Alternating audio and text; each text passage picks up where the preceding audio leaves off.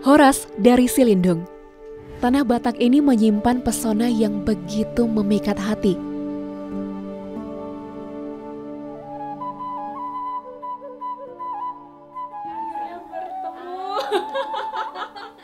Apa kabar? Sehat. Nah, jadi menortor nih Kak Agnes nih, ya kan? Ini siapa yang akan aku pikat ini kan?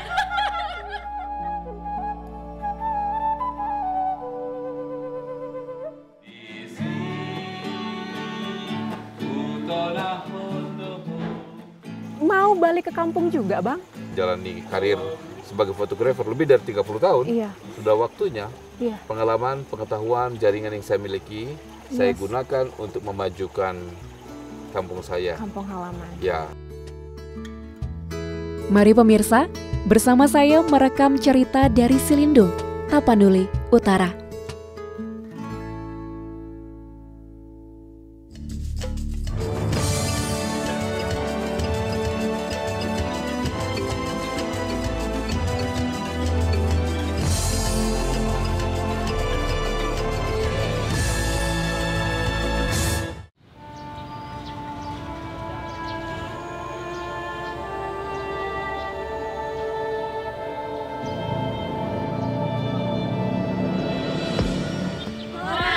Selamat datang di Siborong-Borong.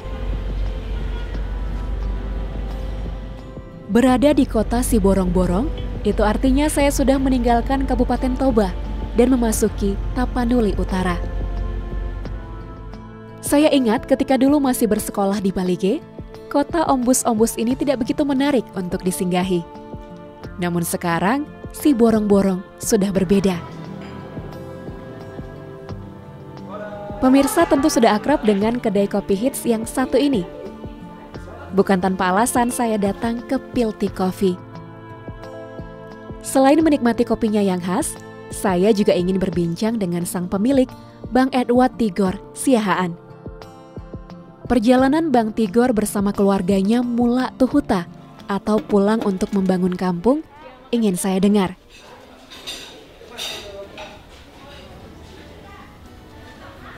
Oke, terima kasih untuk menunggu. Iya. Visi-visinya. Wow.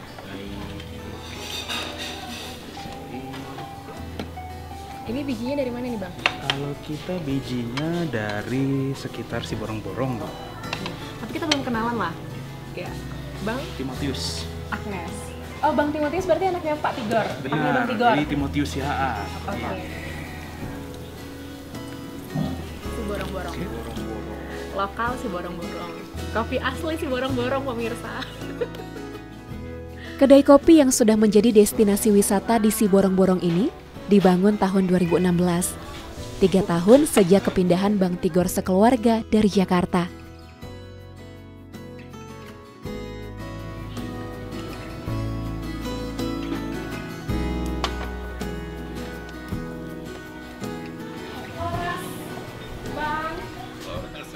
Menjadi fotografer sejak 1985, Bang Tigor memilih kata piltik karena artinya yang unik. Misal memiltik foto yang artinya menjepret foto. Seperti karya fotonya yang begitu melegenda, ayah dari 2 anak ini ingin piltik menjadi tempat ikonik yang selalu dikenang. Orang Batak banyak notorius loh gitu loh.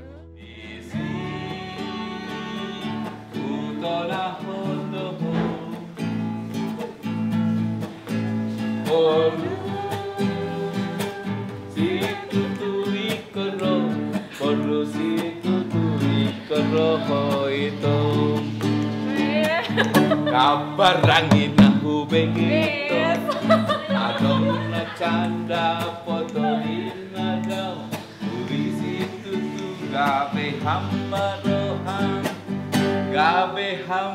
roham, tuau na itu anak nina pokoso.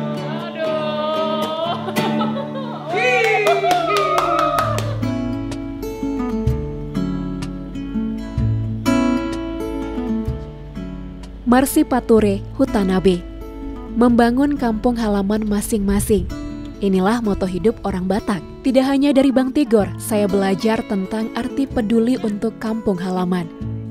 Saya juga menemukannya di Peanature. Masuk.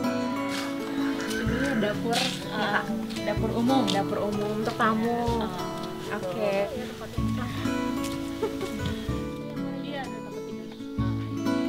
Ambil ya.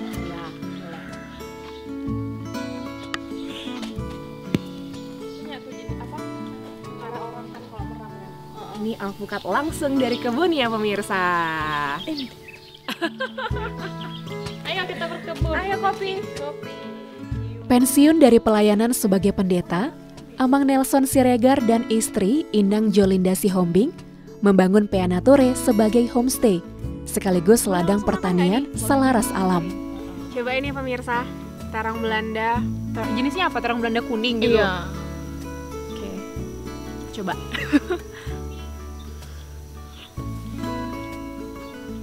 Dia kayak markisa ya.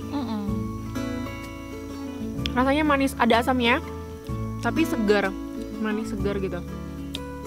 Enak. Manisnya lebih apa ya? Lebih dominan daripada asamnya. Saya tidak sabar berkeliling melihat ladang permakultur Peanature yang dirancang oleh Amang Nelson dan Inang Jolinda, sekaligus memetik buah dan sayur yang akan saya santap nanti. Sudah berbuah tapi belum terlalu banyak ya merah. Tapi bisa ini. Siapa yang tidak suka hidup di kampung seperti ini pemirsa? Segala sesuatu yang kita butuhkan, alam sediakan.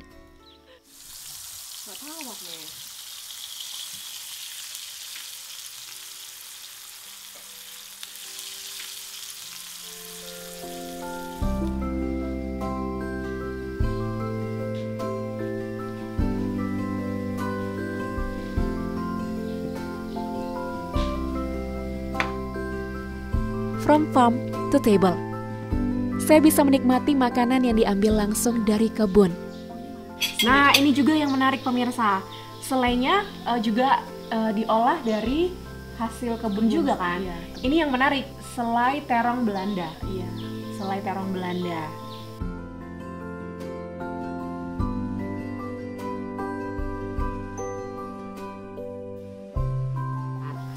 Dan ternyata ada urutannya loh sarapan di Peanature.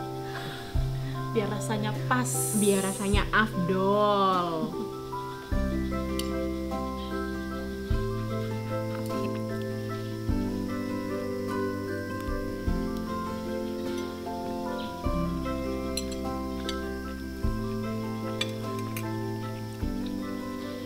Rasanya unik, manisnya ada dari selainya, terus juga rotinya sangat padat, terus alpukatnya segar, dan telurnya, asinnya dari telurnya, ini enak, keren. Horas, Inang, apa kabar? Kabar baik. Tuh, ingin mendengar cerita Amang dan Inang ini, apa yang menginspirasi hingga akhirnya membangun Peanature? Ya awalnya ya kita pengen sesudah pensiun pengen ada kegiatan lah ya, jangan biar sehat gitu, bertanam apa seperti itu. Tapi lama-lama jadi kita kembangkan gimana bertani yang sehat gitu, ya tanam bunga. Jadi kita konsepnya sebetulnya nggak mengejar apa bertani yang produktif sekali, umpamanya menjual gitu ya, bertanam dan menjual banyak. Konsepnya kita memang nggak di situ, tapi bagaimana mata juga enak melihat. Jadi saya nanam bunga bermacam jenis-jenis kayak gitu. Juga akhirnya kita lihat juga bagaimana tidak pakai pestisida seperti itu. Jadi konsep kita di situ memang kita coba untuk hidup sehat itu tadinya memang. Amang dan Inang ke depan apalagi rencana untuk Peanature, Inang? Ada yang mau diwujudkan? Banyak, itu tuh ajanya. Bagaimana orang bisa mencoba untuk mewarnai ladangnya, mewarnai tempatnya, mencoba untuk menata dengan tidak membuang plastik sembarangan. Walaupun di kebunnya sekitar rumahnya usahakanlah tidak ada plastik. Kemudian usahakanlah kompos-kompos yang dari dapur itu dimaksimalkan, bisa menjadi eco engine, bisa menjadi kompos, bisa apapun yang berguna. Jadi semua kembali ke tanah menjadi humus. Nah, yang paling bagus bagi mereka karena ada filsafat mata guru wasisian, artinya mata itu menjadi Melihat guru dan yang melakukan itu hati. Nah, jadi siapa kira-kira yang datang berkunjung ke situ, ya melalui mereka lah kita harapkan ada penyaluran gagasan yang ada di Penatura itu dan bisa melakukan itu di tempatnya.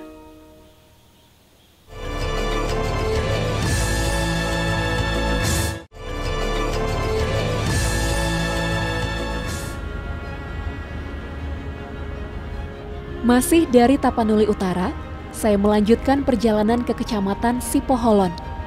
Lebih kurang 30 menit dari kota Siborong-Borong. Saya yakin hal pertama yang terlintas di benak pemirsa ketika mendengar nama Sipoholon adalah oleh-oleh kacang yang menjadi ikonnya. Uniknya pemirsa, kacang garing ini masih diolah dengan cara tradisional. Saya mengunjungi toko kacang Martabe yang sudah berdiri selama 30 tahun untuk melihat proses pembuatannya. Sinambela sama penjahitan berpadan, nggak boleh ambil-mengambil. Jadi Agnes manggil Mak tua. Nah, Gitu. Oh, Rosina. salam kenal. Pemirsa itu ya serunya jadi orang Batak. Jadi di mana-mana ketemu saudara. Setelah direndam dalam air bersih selama 1 malam, kacang ditiriskan dari air dan siap untuk digongseng. Pasir yang langsung diambil dari sungai dan kuali besar ini adalah resep rahasianya. Selama 2 jam, kacang disangrai sampai bagian kulitnya garing dan bagian dalamnya matang. Menggongseng dengan cara tradisional seperti ini akan menjaga cita rasa kacang yang khas dan membuat kacang lebih tahan lama.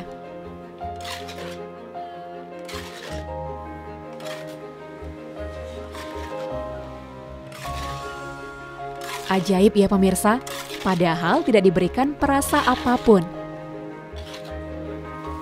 Panas ya.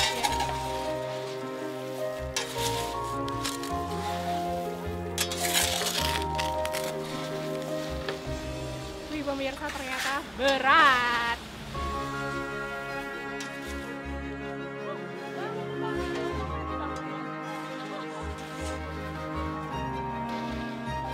Setelah digongseng, kacang didinginkan dan disortir kembali pemirsa. Prosesnya panjang ya.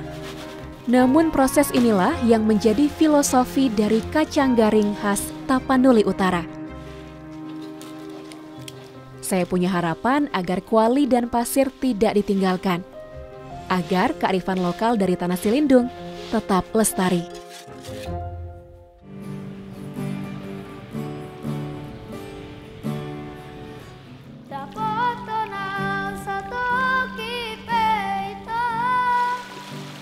Sipoholon memiliki potensi yang begitu besar.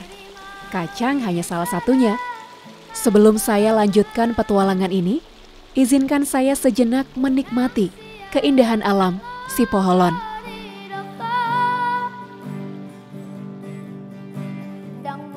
Gitar mungkin terdengar umum, tetapi gitar Sipoholon jelas berbeda dengan gitar pada umumnya.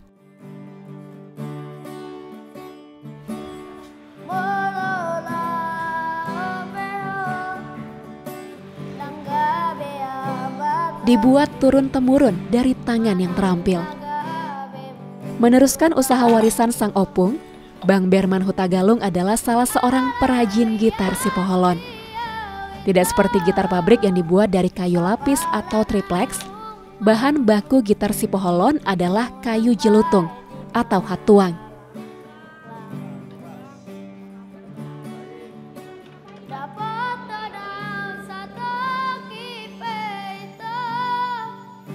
Hal ini yang membuat kualitas suaranya berbeda.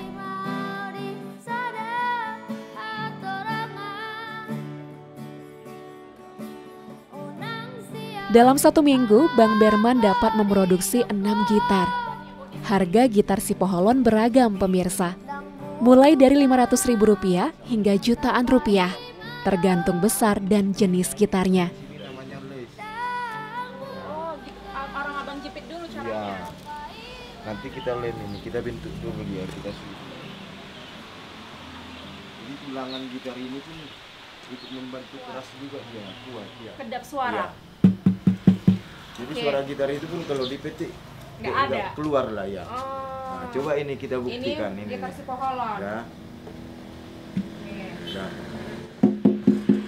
Oh, kuning ya? Beda kali ya, Bang? Coba. Coba. Pemirsa, ini dia bedanya. Oh iya. Masih kondisi mentah papannya. Ini padahal belum dikasih senar pemirsa. Ah, Bang. ini. Iya. Kalau dia umurnya nanti sebulan lebih beda lagi, makin bertahun makin nyaring lagi, makin kering papannya. Oh, makin bertahun, makin tua, Makin bagus. tua makin jadi inilah. Wes, Karena keren. papan itu makin kering nyaring.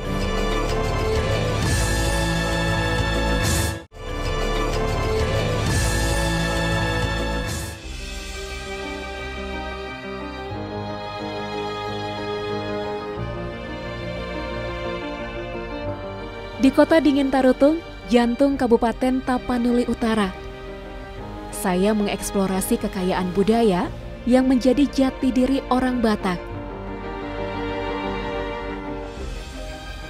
Ulos. Pemirsa tentu tahu bahwa Tarutung adalah salah satu daerah penghasil ulos terbesar di Sumatera Utara.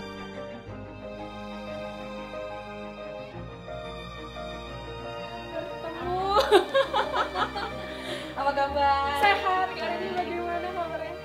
Silakan duduk. Ya, terima kasih. Kak, ini galerinya asal sekali, Pak. Di tengah sawah. Ya kan? Tadi aku jalan dari Saya mengunjungi Dame Ulos yang berada di kampung Dame Said Nihuta untuk melihat geliat revitalisasi ulos.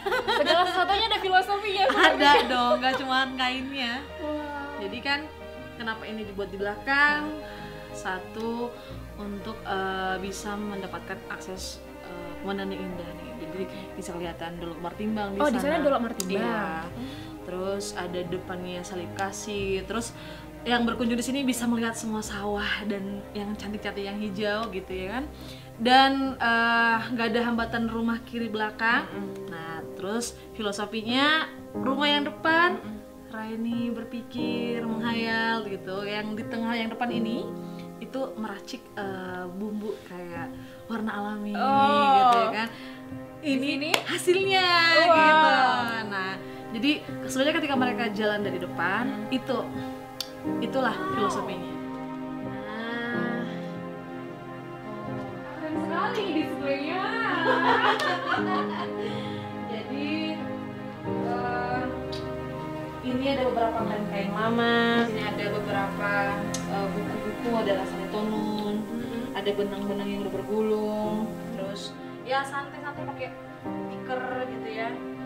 Nah ini Kak Mas, nah, ini yang bintang marotur, inilah yang tenun mawar. Oh iya. Kak, Udah ini usang keren banget, sekali ya. Udah usang tapi kok kayaknya iya, lawas banget. Kak Reni Manurung adalah sosok di balik Dame Ulos. Ia berupaya menghidupkan kembali motif ulos asli tempo dulu.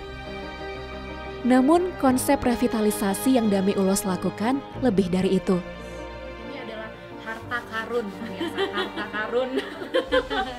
Ini tulisannya. Perjalanan mengenal ulos mempertemukan Kak Reni dengan Sandra Nisan, Ini yang antropolog asal Belanda yang mendedikasikan hidupnya untuk mendokumentasikan ulos selama puluhan tahun. Sebenarnya dari tahun 2016 ada seseorang yang kenalkan sama saya, orang Batak. Dia ada jual kain. Dia bilang, "Ren, saya pikir kamu harus ketemu dengan seorang antropolog." Apaan tuh antropolog? Saya kurang paham gitu ya. Dia menjelajah ulos berpuluh-puluh tahun. Nah, baru saya tertarik dengan tulisanmu, bukumu, dan semua perjalananmu. Boleh tidak saya mempelajarinya? Untuk apa? Gitu. Saya langsung bilang memang to the point saat itu. Saya nggak paham apa namanya, tapi saya ingin membuatkan yang kamu buat. Terakhir ada Bersama para penenun yang menjadi mitranya, Dame Ulos melestarikan proses menenun ulos secara tradisional dan melakukan pewarnaan dengan pewarna alami. Melihat ini. Iya, terus dia kira kamu tertarik Reni, saya punya foto yang lebih zoom outnya gitu kan. Dan zoom innya juga dia punya. Saya bilang, ya saya butuh itu. Karena polanya saya nggak bisa lihat Kak. Sini di lantai 2 ini bisa melihat beberapa karya artisan ya. Nih, ini juga yang sudah revitalisasi. Ya. Keren. Ini penenunnya nih. Iya.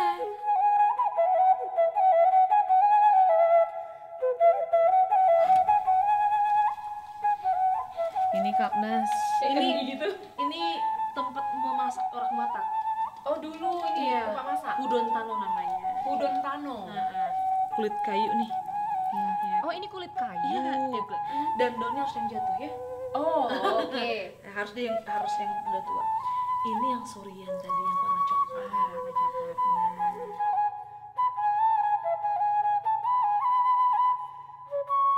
Ini momen langka nih, menyaksikan Kak Reni menenun.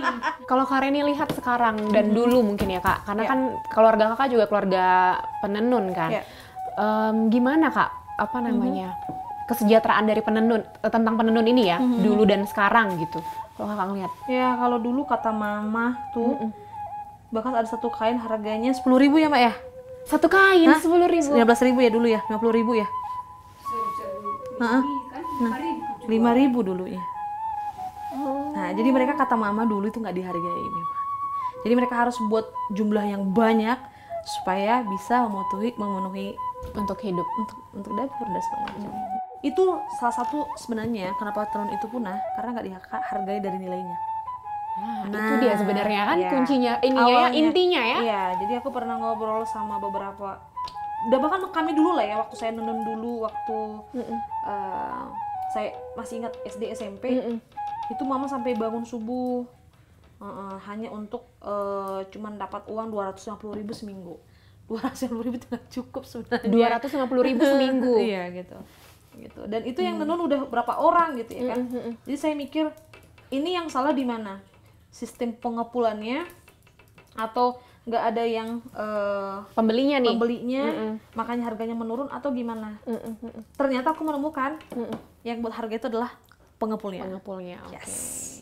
Dan itu yang membuat sesuka-sukanya lah segini gitu. Dan mereka nggak punya hak untuk bilangkan harga yang mereka mau.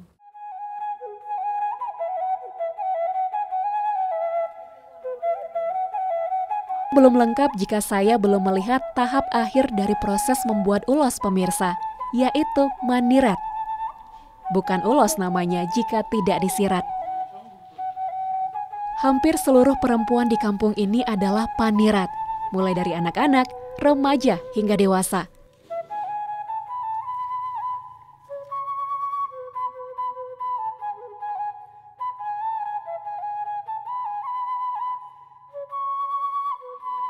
Kisah dan inspirasi yang saya dapatkan dari setiap sosok di Tanah Silindung, Tapanuli Utara, membuat perjalanan ini terasa begitu istimewa. Dari mereka saya belajar tentang arti cinta akan kampung halaman dan betapa pentingnya menjaga tradisi serta warisan leluhur. Perjalanan yang membuat saya semakin merangkul identitas diri sebagai orang Batak.